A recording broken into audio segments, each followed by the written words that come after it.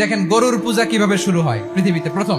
বনি ইসরায়েলের এক দুষ্ট লোক ছিল, নাম সামিরি। সে সবাইরে বলল তোমাদের স্বর্ণগুলো ফালাও। স্বর্ণগুলো ফেললো, বনি ইসরায়েলের স্বর্ণগুলোকে গলিয়ে গরুর বাচ্চা বানালো, গোবৎস।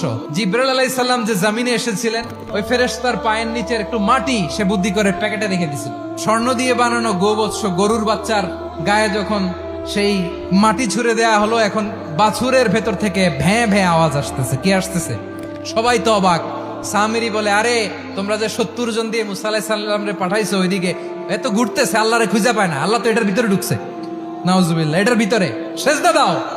এই সেজদা দিয়ে গেল। হারুন আলাইহিস সালাম তাদেরকে বুঝালেন, শিরক করো না, আল্লাহরে ভয় করো। শুধু এতটুকুই তিনি বুঝালেন, দাওয়াতি কাজ পালন করলেন, কিন্তু প্রতিরোধ করেন নাই। এই ঘটনা থেকে শিক্ষা কি? শিক্ষা হচ্ছে, আপনি শিরকের আড্ডাখানা দেখলেও বৃহৎ স্বার্থে তাওহীদের দাওয়াত দিবেন, প্রয়োজনে আপনি ঐক্য নষ্ট করবেন না। সুবহানাল্লাহ পড়বেন না?